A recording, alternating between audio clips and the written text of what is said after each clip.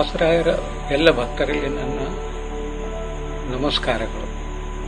ಈ ವರ್ಷದ ಮುಂಡೇವಾಡಿ ಉತ್ಸವದ ಬಗ್ಗೆ ಒಂದೆರಡು ಮಾತುಗಳನ್ನು ಹೇಳಲು ಬಯಸುತ್ತೇನೆ.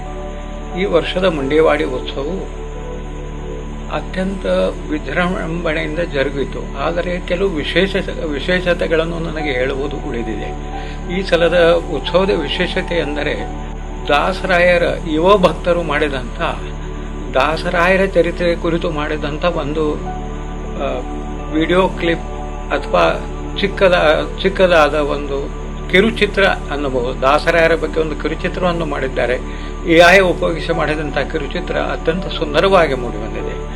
ಆ ಚಿತ್ರದ ಬಗ್ಗೆ ಹೇಳುವುದಾದರೆ, ನಾವು ಚಿತ್ರವನ್ನು ನೋಡಿದಾಗ ನಾವು ದಾಸರಾಯರ ಜೊತೆಯಲ್ಲೇ ಇದ್ದೇವೆ, ಆ ಕಾಲದಲ್ಲಿ ನಾವು ಇದ್ದೇವೇನೋ ಎಂಬ ಭಾವನೆ ಮೂಡಿಬರುತ್ತದೆ. ಅಷ್ಟು ಸುಂದರವಾಗಿ ಮಾಡಿದ್ದಾರೆ.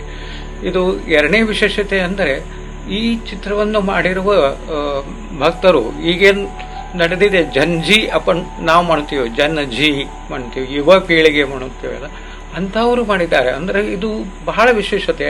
ಏಕೆಂದರೆ ಅವರಿಗೂ ಕೂಡ ದಾಸರಾಯರಲ್ಲಿ ಆಸಕ್ತಿ ಉಂಟಾಗ್ತಾ ಇದೆ, ದಾಸರಾಯರ ಬಗ್ಗೆ ಗೌರವ ಉಂಟಾಗ್ತಾ ಇದೆ. ಹೆಮ್ಮೆಯ ವಿಷಯ. ಯಾಕಂದರೆ ಯಾವುದಾದ್ರೂ ಒಂದು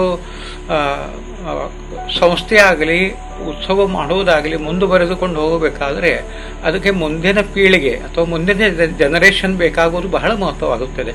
ನಮಗೆ ಹೇಗೆ ನಮ್ಮ ಹಿರಿಯರು ತಯಾರು ಮಾಡಿದ್ದಾರೋ ಹಾಗೆ ನಾವು ಕೂಡ ಈಗಿನ ಯುವಕರಿಗೆ ದಾಸರಾಯರ ಬಗ್ಗೆ ಇನ್ನಷ್ಟು ಮಾಹಿತಿಯನ್ನು ಕೊಟ್ಟು ಅವರನ್ನು ಕೂಡ ನಾವು ತಯಾರು ಮಾಡಬೇಕು. ಅವರಿಗೂ ಕೂಡ ದಾಸರಾಯರಲ್ಲಿ ಭಕ್ತಿ ಉತ್ಪನ್ನವಾಗಬೇಕು. ಅದರಿಂದ ಎಲ್ಲ ಭಕ್ತರಿಗೂ ಅನುಕೂಲವಾಗುತ್ತದೆ. ಈ ಹೊಸ ಪೀಳಿಗೆ ಅಥವಾ ಹೊಸ ಯುವಕರಿಗೆ ದಾಸರಾಯರ ಮಹಿಮೆ ತಿಳಿಯುವ ಸಲುವಾಗಿ ಒಂದು ವಿಶೇಷ ಅಭಿಯಾನ ಶುರು ಮಾಡಬೇಕೆಂಬ ವಿಚಾರ ಬಂದಿದೆ.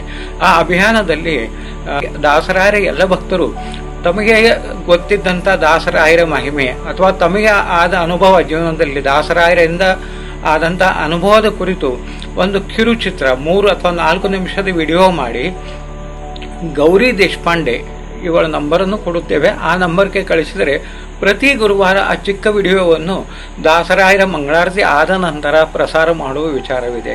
ಇದರಿಂದ ಏನಾಗುತ್ತದೆ, ಅನೇಕರಿಗೆ ದಾಸರಾಯರ ಮಹಿಮೆಯ ಅನುಭವವಾಗಿದೆ, ಆದರೆ ಅದು ಅವರಲ್ಲೇ ಉಳಿದು ಬಿಟ್ಟಿದೆ.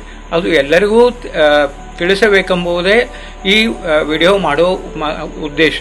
ಆದ್ದರಿಂದ ಇದರ ಬಗ್ಗೆ ನಿಮಗೆ ವಿವರವಾಗಿ ಮುಂಡೇವಾಡಿ ಉತ್ಸವ ಸೇವಾದಲ್ಲಿ ಬರೆದು ತಿಳಿಸುತ್ತೇವೆ. ಈ ವಿಡಿಯೋ ಮಾಡೋದು ಮುಖ್ಯ ಉದ್ದೇಶ ಆ ಯುವ ಭಕ್ತರಿಗೆ ನಮ್ಮ ಎಲ್ಲ ಭಕ್ತರ ವತಿಯಿಂದ ಕೃತಜ್ಞತೆ ಸಲ್ಲಿಸುವುದಾಗಿದೆ. ಅವರಿಗಾಗಿ ದಾಸರಾಯರಲ್ಲಿ ಅವರಿಗೆ ಇನ್ನಷ್ಟು ಒಳ್ಳೆಯ ಪ್ರೇರಣೆ ಸಿಗಲಿ ಎಂದು ದಾಸರಾಯರಲ್ಲಿ ಪ್ರಾರ್ಥಿಸಿ ನಾನು ನನ್ನ ವಿಡಿಯೋವನ್ನು ಮುಗಿಸುತ್ತೇನೆ. ಧನ್ಯವಾದಗಳು.